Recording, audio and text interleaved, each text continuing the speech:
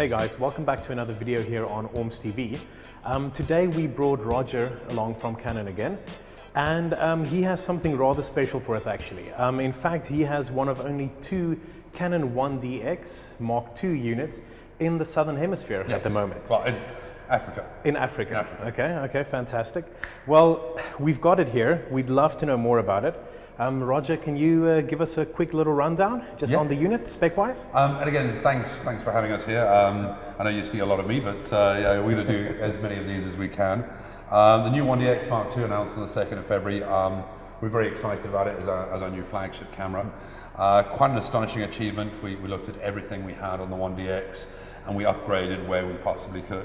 So pixel count is higher, frames per second is higher, ISO capabilities are higher, video is better, autofocus tracking is better, light metering is better. Pretty much every single item on 1DX that we could improve on, we basically did. We threw into this camera to make a worthy upgrade to the predecessor. Now, some of the things on paper might not look like a hell of a lot. You know, 18 to 20 million pixels doesn't sound like a hell of a lot, but when you combine that with another 2 frames a second, you start realizing you're getting a bigger pixel count and you're getting more pictures a second. The relevant processing power that you need to have to handle that also has to be escalated to quite a big degree. And obviously that comes with compromises. So we've tried to put as much as we possibly can within the limitations of performance, price, and other things like heat. We were talking about 4K earlier, and heat is a major factor, yeah. So on this unit, obviously brand new processors. Yes. Okay, brand new sensor in there as well. Sensor ties into the autofocus, the DAF that's on there. Yeah. Can you take us through that? Just, you know, Sure. the new autofocus, I know that's a big part for sport shooters and wildlife shooters. Yeah. Well, the autofocus system ties into what we've developed over the last couple of years. So when we first launched the 1DX Mark I, the autofocus system was quite a radical departure from everything else we had before. 61 points, 41 of them cross type, lots of features, capabilities. We had autofocus f8 on the center point. And as we moved into newer models after that, things like the 7D Mark II, which had the ITR autofocus and the additional capabilities like dual pixel autofocus, etc. We modified and enhanced as we went along with the autofocus system. And the new 1DX2 takes all the benefit of the know-how that we've learned over the last 3-4 years, not only with the DX, but also things like the 5D3, 7D2, and we've augmented everything that we had. So little things like the 1DX had a Digic 4 chip on the side here, which helped things like face tracking and color tracking. Well, we now have a Digic 6 chip here on the side, which is predominantly a light metering chip, but it feeds a lot of information to the autofocus. So yes, the face tracking is there, but it's much better, much higher definition than before. Instead of 100,000 pixels, we've now got 300,000 pixels. That gives the autofocus a lot more information about faces. The color tracking is still there, but enhanced. We've now added subject tracking as well. So it understands something more than just a person or a color. The information that extra chip gives the autofocus system is astonishing. And again, it doesn't just work in terms of focus, it also in terms of light metering. So that's the autofocus in a nutshell, basically. Yeah. So how does the autofocus work together with your newly enhanced frames per second that this beast is putting out? Well, that's the thing. It's all good and well having the fastest production camera ever made at 14 frames a second. If you don't have autofocus and light metering to go with it, it's pretty much academic. So it is intrinsically linked, and it's yet another one of the things that limits how many frames per second we can give you. We've got 14 straight out of the bat with autofocus and exposure. You can dial it up to 16 in live view mode, and that's an astonishing amount of frames per second, but then you don't have focus and light meter. So you lock focus, lock light meter, yes, you'll get 60 frames a second, 16 frames a second. But you have to hear it to believe it. I mean, if we just, that noise is ridiculous. Those are all raw frames, and I've got the 128 gig CFast card in there. Every single one of those frames is, recorded perfectly onto the memory card. So 16 frames a second. In live view, yeah. In live view, for how long? I think the burst rate in raw files is about 170 frames. Okay. And again, that's based on a CFast card. Okay. If you're using standard CF, it's a little bit less. It's about closer to 100. but it's all about raw. If you're shooting JPEG, for example, a level 10 JPEG, you'll shoot till the card is full. Just indefinitely hold it down. At 14 frames a second or 16 frames, you will shoot indefinitely till the card is full. Okay. So and that's regardless of whether it's CF or CFast. Okay. Yeah. Okay. And the reason why you guys went for a CFast in this unit? Okay. Well, the CFast was all about speed. Not only does it give us the high frames per second for the long burst, but it also gives us the 4K video at 60 frames per second. But CFast is a very stable mechanism. It's very quick. It's a very simple card, and the prices are coming down on a dramatic basis as we go. And it also ties in quite seamlessly with the fact that this is also a movie camera at 4K. And it's linked seamlessly to our XC10, which uses CFast. It links to our C300 Mark II, also using CFast. So we want to have some sort of familiarity with those other systems that we have. It's going to go into the movie industry as a nice alternative or a lightweight backup to something like a C300 Mark II. So your C300 Mark II is going to be your primary camera, where you can put the great big external recorder on the side, you strap the monitor on, make a huge rig out of it, and you get your 4K raw footage out to that to an external recorder. This is going to be your B camera, your smaller camera. You're going to put it on the dashboard of a car or strap it onto the handlebars of a motorbike. You're going to record 4K internally.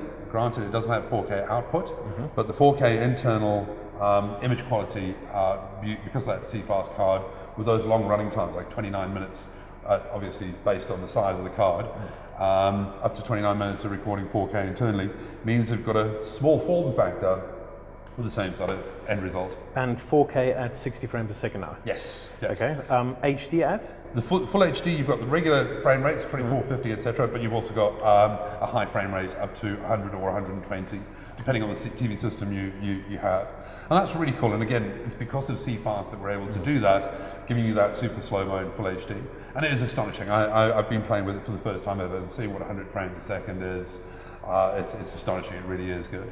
Okay. But I'm sorry, just before you jump there, another great thing about the 4K is being able to frame grab on camera. Yes. So you roll a 4K clip of an athlete jumping over a hurdle, for example, you're getting 60p, but you can grab a still frame out of that. You've got 60 frames a second. You're getting an 8.8 million pixel still frame out of that, which for news or newspaper type environment is more than enough resolution. Yes, it's only 8 million pixels, but a 1 in 60 chance of getting that absolutely perfect shot because you rolled on 4K video. Nothing wrong with that. On the 4K video, while we're on that, does it sample the entire frame and then downscale, or how does it do it? It is a crop part of the frame, okay, but it's not a huge crop, let's put it that way. So it's not like, go down to 1.6 or 1.3. Okay. It is a smaller crop, but you'll see on the frame, it's more about the aspect ratio than anything else. Okay. So it's a slightly wider aspect ratio, so we're cropping top and bottom. Okay, fair enough. Yeah. And on the HD, does it do the same? We're using the whole sensor, okay, and downscaling. And downscaling, okay. Yeah. So Roger, we know that this unit obviously replaces the Canon 1DX Mark Yes. I. There is another sort of elephant in the room, the 1DC. Correct. Well, this camera is going to replace the 1DC as well. Obviously, the 1DX was the standard still photographer's dream. The 1DC was exactly the same camera, but it had the additional heat sinks for the 4K that we added to it, and it had the additional heat management control. So with the 1DX Mark II, we took what we needed on the 1DX and what we had in the 1DC, and we combined it into a single model. Okay. So 1DX2 is essentially the replacement for both those cameras. It's perfect for the stills, but it has all the benefits of the 4K heat control and the 4K heat sinks from the 1DC. Okay, so does it have a very similar heat sink setup to what your 1DC had? Exactly, yeah. And this makes it substantially heavier than the 1DX Mark I, but round about the same size and shape and construction as the 1DC. Okay, so with that heat sink installed, how long can we record 4K video for it? Well, on paper it says 29 minutes, 59 seconds, because that's the European or international standard. The limiting factor is actually in terms of card size. So if you're running 4K at 60p, a 128 gig card is less than 20 minutes of footage. So it all depends. If you take down your 4K down to 30p, you can run for quite a long time. Obviously on days like this, here in Cape Town in a casual 36 odd degrees outdoors in the sun, that's going to get a hell of a lot hotter. But we know there's a lot of third-party companies that have made cooling packs available for these things, and keeping them cool is an important factor because 4K runs hot regardless. I can't give you exact numbers, but we'll see as more and more people use it in the field. Okay, fair enough. The next big thing on this unit is obviously quite a greatly expanded ISO range. Yes. Do you want to take us into that? Well, on paper, it's essentially the same as the 1DX. It's 100 to 51,200. The 1DX expanded up to 200,000. This expands up to 400,000.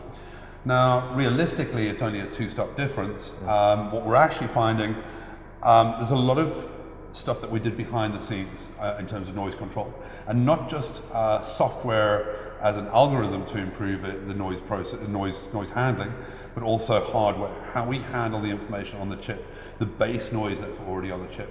And there's a noticeable improvement in noise at all levels, but at the higher ISO ranges, it's substantially better. And this obviously increases or improves what is seen in the market as dynamic range. Traditionally, dynamic range, as far as we saw it, if you overexpose the image, you could bring it down and still salvage a lot of your highlights. But dynamic range now in the market, the professional photographers that we are seeing it, they're actually underexposing images, underexposing by 2 or 3 stops and lifting the shadows. And what we have is this environment where traditionally, if we lifted our shadows, there was a lot of noise that came along with it. This camera marks a distinct improvement in that. Bear in mind, we're still beta testing, we're still playing with samples around the world, and over the next couple of months we're going to put them into the hands of a lot of professional photographers to get their opinions of this and to test it, to hammer out a couple of knocks.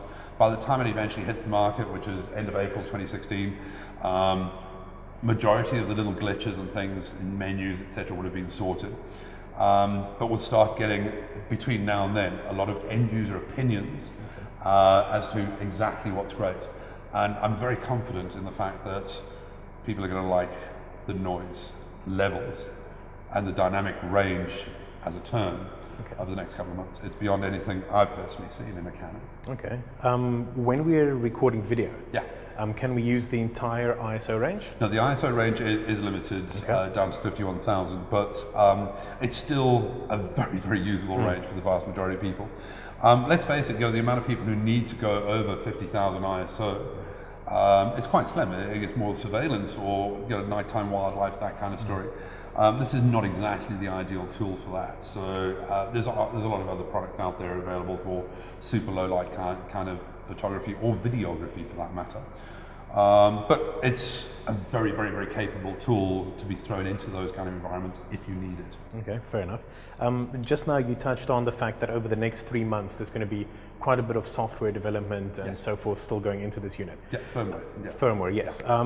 When can we expect a release date on this bad boy? Well, we're talking end of April. That's when the first stock's going to hit the market. Obviously, this is an Olympic year, and Brazil is high priority.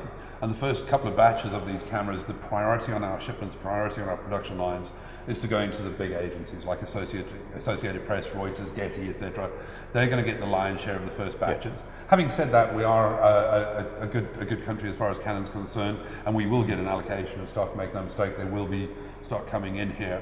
But as I say, between now and then, we're going to get a couple of VIP samples in South Africa to put in the hands of South African photographers and videographers to get their opinions as well. So, pushing this button, turning that menu, things that we can fix before final release. We want this camera to be absolutely perfect by the time we put it in your user's hands. Okay.